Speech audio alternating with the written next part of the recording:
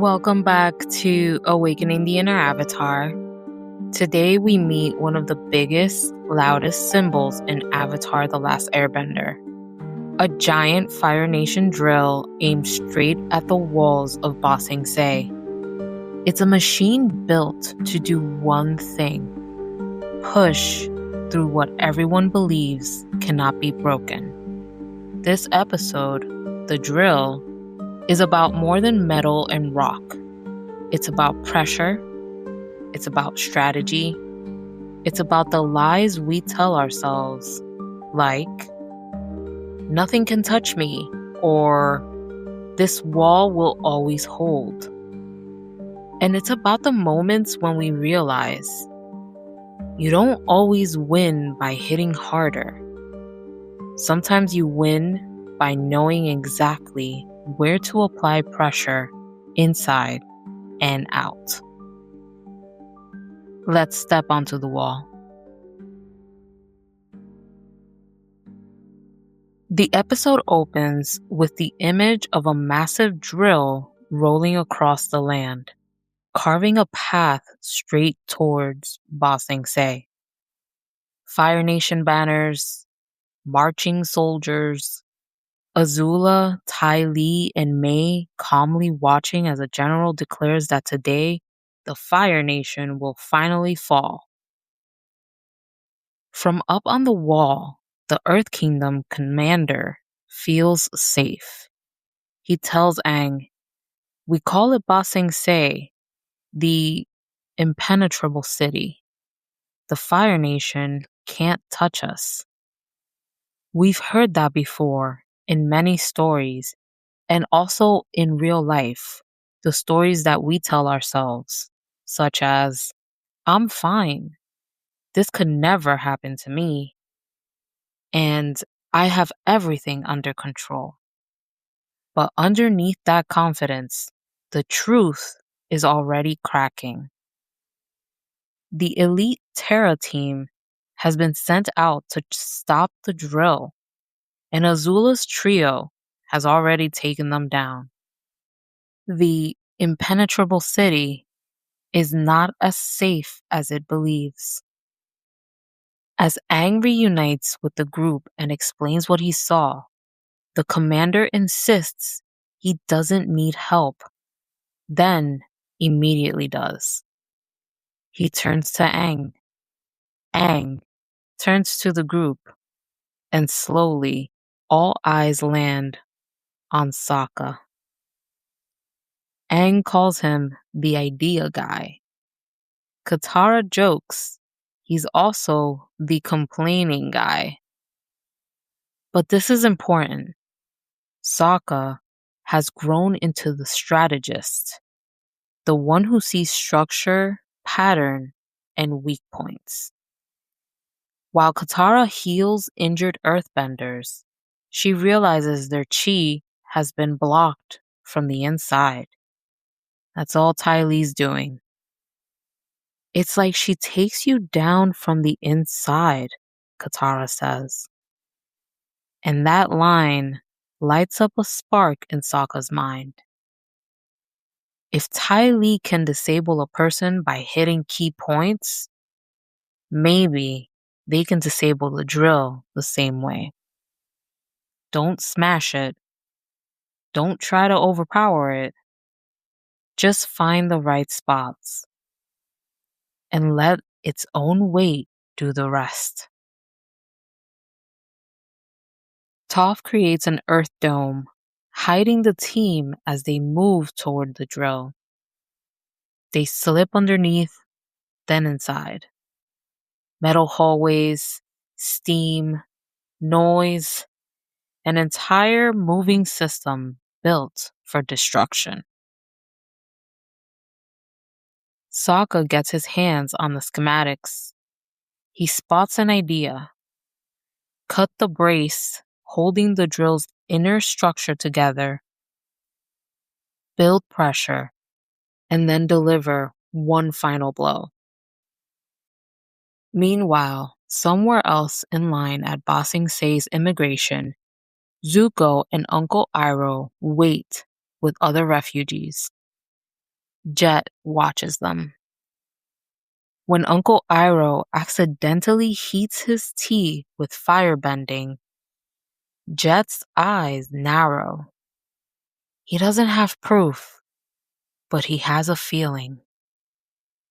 While one team is trying to break into Ba Sing Se to save it, another boy is trying to expose two people who might be enemies or might be something more complex. Truth, like the drill, moves closer with every moment. Back inside the drill, the plan is in motion. Sokka marks support beams. Aang and Katara slice them with waterbending. They cut and cut and cut. But it doesn't feel like enough. By the time they've done everything they can inside, the drill has already reached the wall.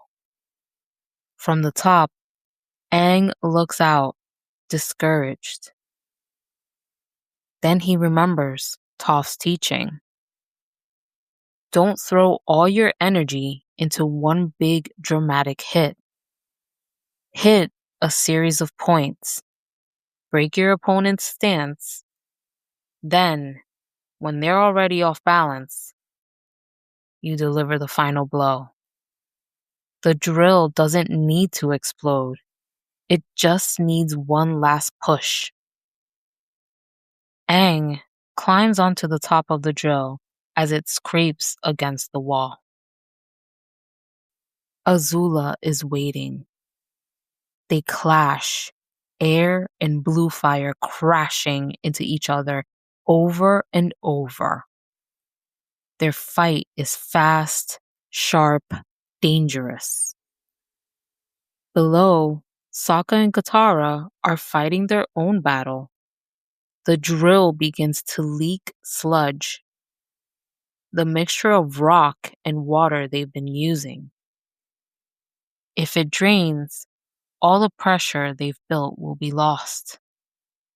Katara bends the slurry, holding it in place with everything she has. Sokka shouts for help. Far away, Toph feels the vibration.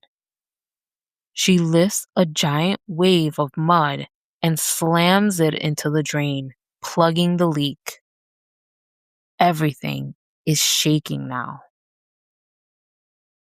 Aang runs up the wall, gathers his strength, and with a final move, channeling air, stone, and everything he's learned, he slams into the weakened top of the drill. Cracks race down the metal shell. The whole machine shudders and collapses under its own weight.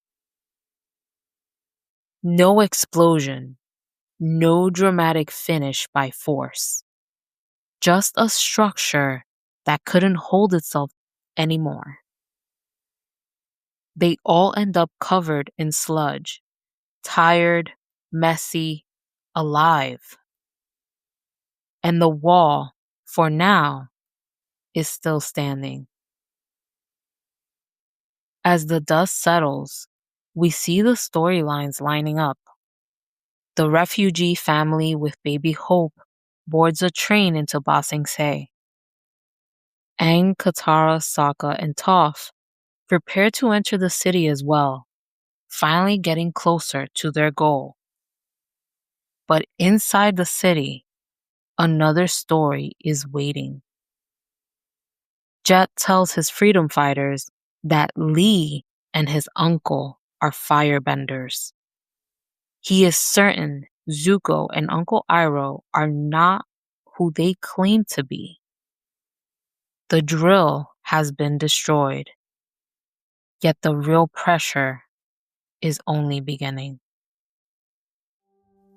Let's take a breath. This episode is loud and action-packed, but beneath all the metal and fighting, there are quiet lessons about how we handle pressure, problems, and our own unbreakable walls. Here are 3 reflections to bring into our own lives. Not every problem needs more force. Some need better strategy. Sokka doesn't try to smash the drill in one big move. Instead, he studies it, finds its weak points, and works step by step. Something to ask ourselves: where in my life am I trying to push harder when I might actually need a smarter, gentler plan? This is something that sometimes we need to take a moment to observe ourselves.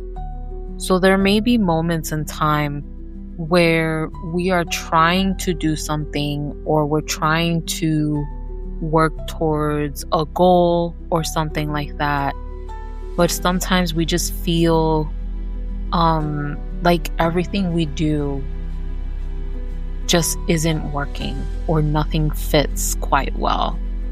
So there may be some moments in time where all we need to do is just kind of take a step back and really observe ourselves, observe what we're trying to do and how we're trying to get there, and maybe come up with a different way to do that. Sometimes there's many different ways to get from point A to point B. It's just a matter of sometimes trial and error to see what fits best. So an affirmation that can help with that is as follows, and you can repeat after me. I don't have to overpower every challenge. I can move with wisdom and strategy. So again, just kind of taking a look at what you're trying to do. What's the challenge? It doesn't have to be something where you really push hard or put all your energy into getting there. It's a matter of taking a look at what the challenge is and what's the best way to move forward towards it.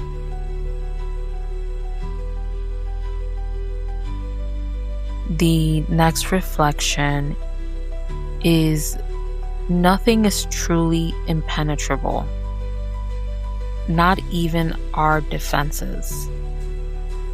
The commander believed Ba Sing Se's wall could never fall.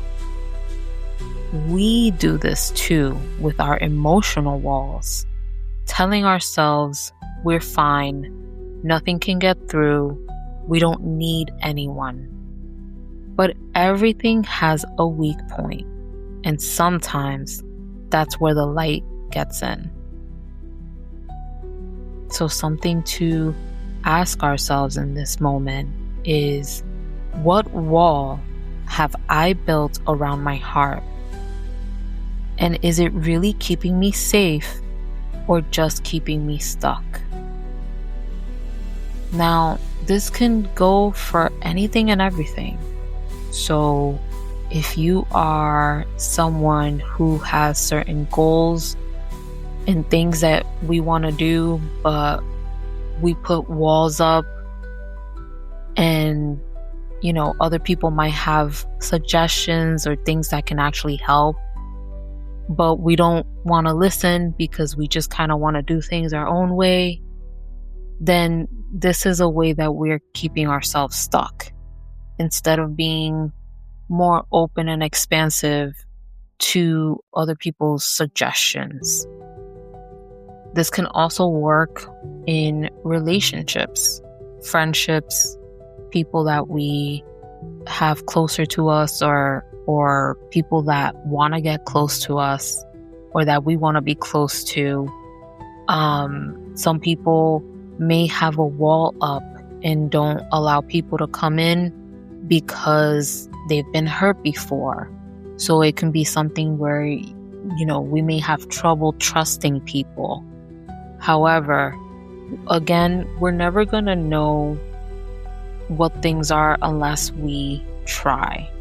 So lowering down your walls slightly can better help the situation, and it can allow you to be more open and to see what other people are about. An affirmation that can help, again, if you would just repeat after me: I allow safe, loving people and truths to reach past my walls. And that's the important thing. Basically, setting that intention with these words. Basically saying to yourself, you know what? I am safe. I am safe because I'm saying I'm safe. And that is the intention here. I am safe, and I am opening my heart up to people that are loving, that are trustworthy, that are caring, and to truths that are important, that are in fact truths, to reach past your walls. And your heart will know. Your heart will know that these are loving, caring, trustworthy people, and that these are truths. Your heart will know, because our heart can pick up on these things. So, yeah. Moving on to the next reflection. Small actions build big pressure for change. The drill didn't fall from one strike. It fell from many small, focused actions over time.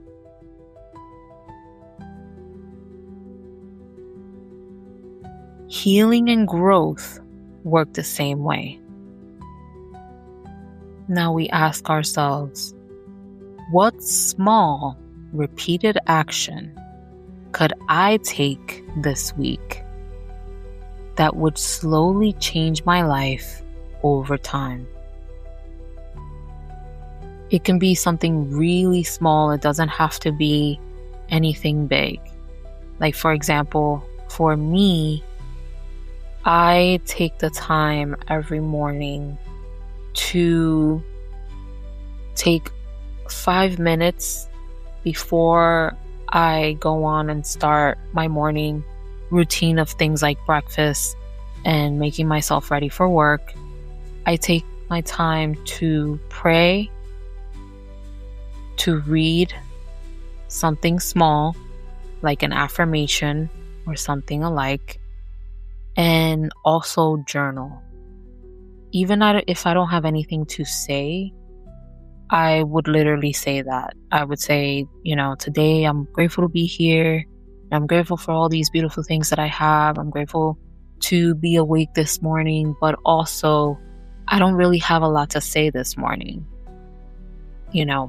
Something small like that. Or even again, something as small as reading an affirmation every morning and taking that with you every day. That's something small that you can start doing for yourself, so that slowly your life evolves, your ideas evolve. Everything starts to change. You start to shift. Your energy starts to shift.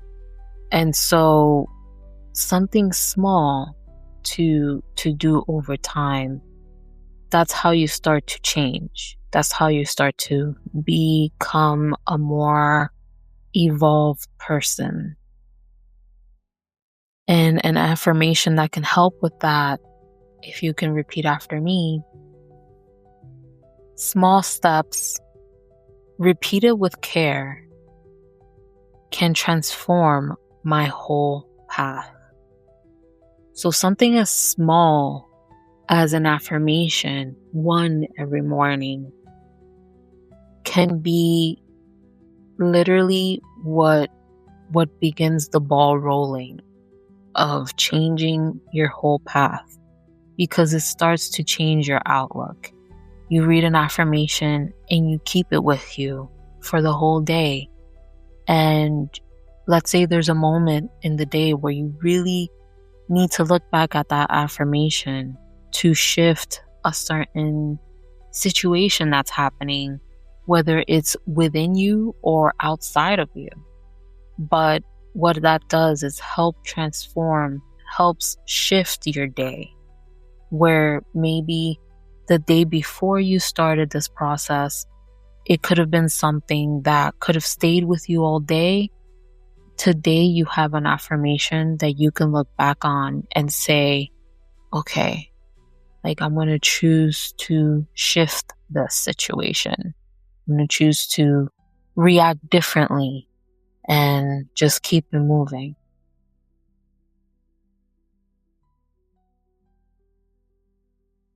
The drill shows us that pressure is not always the enemy. Sometimes pressure reveals where things were weak all along. Sometimes it forces us to change. Sometimes it breaks what needed to be rebuilt anyway. Sokka's planning, Toph's strength, Katara's steady support, Aang's willingness to learn, together, they remind us that we don't have to face giant problems alone. We can share the load. We can think differently. We can stand strong, not by pretending we're unbreakable, but by being honest about where we're vulnerable.